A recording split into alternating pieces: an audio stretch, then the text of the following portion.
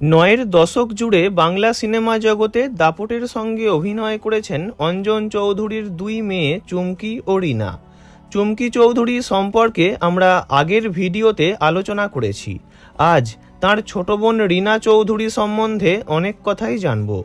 রিনা একসময় চটপটে মুখরা মেয়ের ভূমিকায় দর্শকদের মন জয় করেছিলেন। তাঁর অভিনয় সকলের ভালো লাগতো, কিন্তু একসময় হঠাৎ করেই পর্দায় উপস্থিতি কমে যায় তাঁর। বড় পর্দা থেকে নিজেকে সরিয়ে নেন রিনা। মা যদি জানতে পারে তুই ওই বাড়িতে গেছিস, তোকে এমন পিটবে না? বাবা অঞ্জন চৌধুরী ছিলেন বাংলা চলচ্চিত্র জগতের খ্যাতনামা পরিচালক। মা জয়শ্রী চৌধুরী ছিলেন গৃহবধূ। ভালোবেসে বিয়ে করেছিলেন তাঁরা। তাঁদের ঘরে 1974 সালে জন্ম হয় ছোট মেয়ে রিনার। রিনারা 3 ভাই বোন।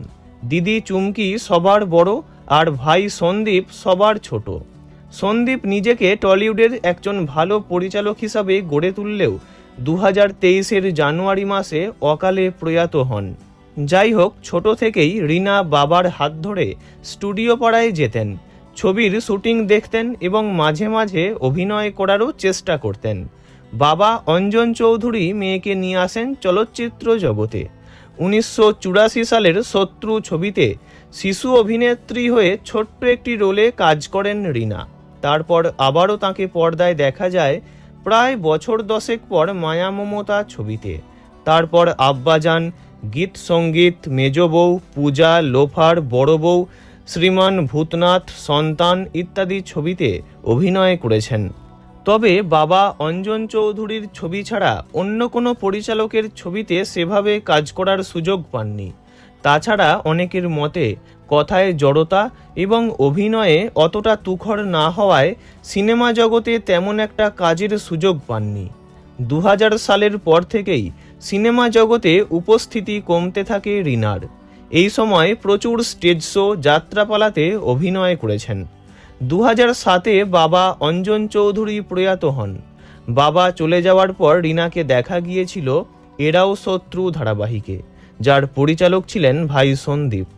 এছাড়া দিদি ভাই, বলিদান, ক্যাবলার বিয়ে ইত্যাদি কয়েকটি ছবিতেও রিনাকে দেখা যায়। অভিনয় জগৎ থেকে দূরে সরে গিয়ে নিজের সংসার জীবনেও ব্যস্ত হয়ে পড়েন রিনা। রিনা বিয়ে করেন অভিনেতা রাহুল গোস্বামীকে। অভিনয় করতে করতেই রাহুলের সঙ্গে তাঁর আলাপ, প্রেম ও তারপরে বিয়ে। রাহুল রিনার একটি মেয়েও আছে। মেয়ে অভিনয়ে নামেনি, আইন নিয়ে লেখাপড়া করছে সে।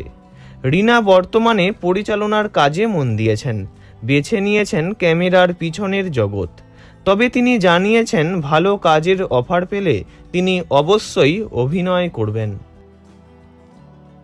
ভিডিওটি ভালো লাগলে লাইক করবেন, অন্য কারো বিষয়ে জানতে কমেন্ট করবেন, আর এমনই সব ভিডিও পেতে চ্যানেলটি অবশ্যই সাবস্ক্রাইব করবেন।